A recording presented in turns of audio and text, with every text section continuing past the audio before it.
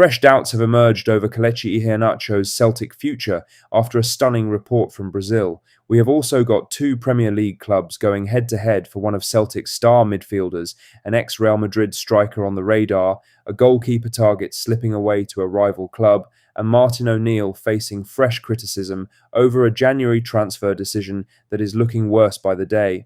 Big transfer update today, let's get into it.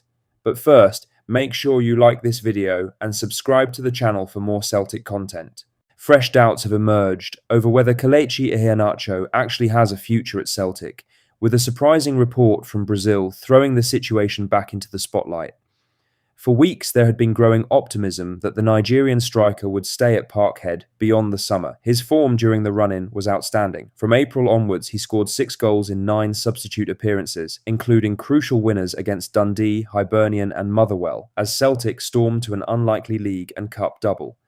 Supporters quickly warmed to him, and the player himself appeared keen to stay, recently posting a Scottish Cup celebration photo with the caption, "My team." Yet, a fresh report from Brazil has raised new questions. According to TV channel Atenção Vascaínos, Iheanacho has been offered to Brazilian side Vasco da Gama. The report claims his representatives explored the possibility of a move, though the outlet adds the name was not appealing to Vasco and discussions failed to progress. Whether anything comes of this remains to be seen. Players and agents are often offered to clubs across multiple markets during the transfer window, particularly when contracts are approaching their end. But it does create some doubt. If Iheanacho was certain of remaining at Celtic, it would seem unusual for alternative options to be explored elsewhere at the same time. Celtic still hold an option to extend his contract for another season, so the ball is largely in the club's court. Despite his goal-scoring impact, fitness remained a concern throughout his spell in Glasgow. Not once since arriving last September did he complete a full 90 minutes, and O'Neill carefully managed his minutes as a result. The manager must now decide whether those fitness concerns outweigh the influence Iheanacho had during the title run-in. Supporters would be disappointed to see him leave after the way he finished the season, but whether Celtic agree may become one of the more interesting decisions of the summer. Now for the main story, as Celtic could be facing a genuine Premier League battle for Arne Engels, with both Nottingham Forest and Crystal Palace now reportedly in the race for the Belgian midfielder. Journalist Sacha Tavolieri has reported that Forest see Engels as the ideal profile to replace Elliot Anderson and want to re-enter the race after a previous attempt back in January. Crystal Palace are also said to be keen and are aiming to convince Engels and beat Forest to his signature. Forest's renewed interest comes amid major speculation around Elliot Anderson, with Manchester City reportedly pushing to sign the midfielder in a deal that could rise beyond £120 million. Forest see Engels as an ideal replacement if Anderson moves on. The Palace angle is interesting too. The London club have built a reputation for giving young players a platform, and Engels fits the profile they have looked at in recent seasons. He is still only 22, has Champions League experience, and has already shown he can handle the demands of playing for Celtic. For Celtic, though, the situation is simple. Engels is a key player and would not be allowed to leave cheaply. Celtic paid a club record fee to sign him from Augsburg, and after 2 full seasons in Scotland, his value has only increased. Any interested club would need to make a serious offer before Celtic even considered doing business. There is also the timing to think about. Martin O'Neill is preparing for a major summer with recruitment, squad decisions, and Champions League planning all on the agenda. Losing a midfielder of Engels' quality would create another major issue to solve. He has become an important part of Celtic's midfield, bringing energy, physicality, and quality on the ball, which is exactly why clubs from England are now circling. At this stage, there is no suggestion a deal is close, but with 2 Premier League clubs reportedly interested, this is one supporters will be watching very closely. In other news, Celtic have been credited with an interest in Alvaro Rodriguez as the club continue to assess forward options for the summer. The 21-year-old Elche striker has emerged as a name to watch after reports in Italy claimed several clubs across Europe are monitoring his situation. Tuttomercato web journalist Pietro Celeste reported that Bologna are evaluating Rodriguez, with Celtic, Bournemouth, Ajax and Feyenoord also mentioned in connection with the forward.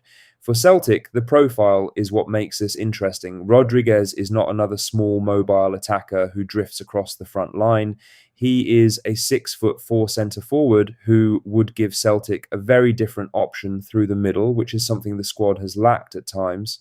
Celtic have plenty of pace, energy, and movement in the final third, but there have been matches where a stronger physical presence in the box might have made a real difference. He also comes with a strong football education, having come through Real Madrid's system and made senior appearances for the Spanish Giants before moving on. Last season at Elche, he returned 7 goals and 5 assists across 34 appearances. Those numbers are not explosive, but they suggest a young striker still developing and contributing in different ways. There is a complication worth noting. Real Madrid still hold 50% of his rights after selling him to Elche, which means any transfer would not be entirely straightforward and could affect valuations and how quickly a deal gets done. In other news, Celtic may need to move on to other goalkeeper options after Yari Debusa reportedly closed in on a move to AZ Alkmaar instead. The Belgian had been linked with Celtic as Martin O'Neill looks to shape his squad following Kasper Schmeichel's retirement. Viliami Sinisalo is still in the picture after doing well near the end of last season, but the club will want real competition in that position.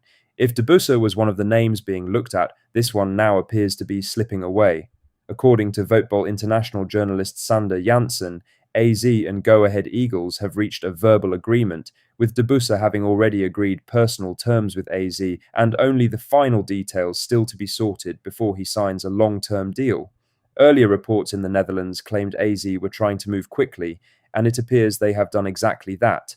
Debusa became a key player for Go Ahead Eagles after taking over as number 1 and played a huge part in their KNVB Cup win, saving 2 penalties in the final against the very club he now looks set to join.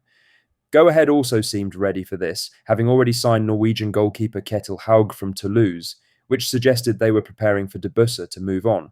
He had also spoken openly about wanting the next step in his career and wanting Go Ahead to receive a fee rather than lose him for nothing down the line. For Celtic, the message is simple. If Debusa was high on the list, the club may now need to look elsewhere.